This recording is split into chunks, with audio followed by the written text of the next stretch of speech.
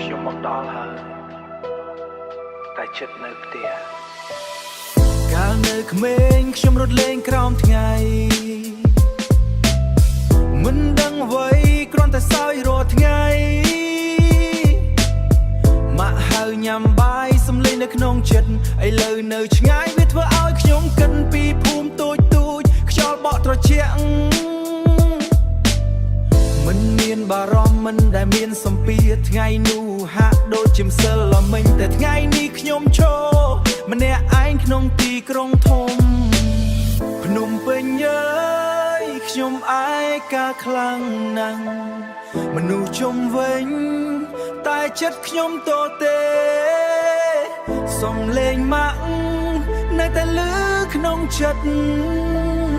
ហើយទឹកភ្នែកហូរពេលយប់ស្ងាត់ភ្លើងភ្នំពេញភ្លឺតែជាខ្ញុំងងឹតដើរលើផ្លូវវិញនៅគ្មានអ្នកណាដឹងចិត្តដើរលើផ្លូវវិញនៅគ្មានអ្នកណាដឹងចិត្តខ្ញុំខិតខំធ្វើការមិនដែលចង់បោះបង់ទោះបីពិបាកក៏ខ្ញុំនឹងឈរឡើងវិញ Sometimes ខ្ញុំគិតចង់ត្រឡប់ទៅវិញ Sometimes ខ្ញុំគិតចង់ត្រឡប់ទៅផ្ទះ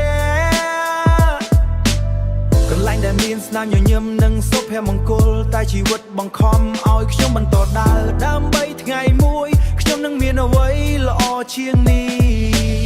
ខ្ញុំនឹកផ្ទះ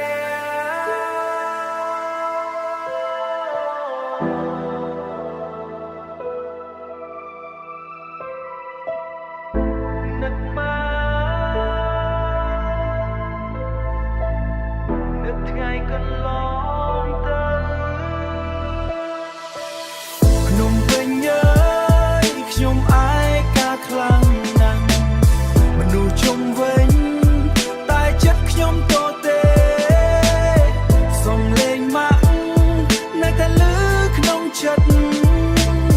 ហើយទឹកភ្នែកហូរពេលយប់ស្ងាត់ថ្ងៃណាមួយខ្ញុំនឹងត្រឡប់ទៅជាមួយក្តីស្រមៃនិងស្នាម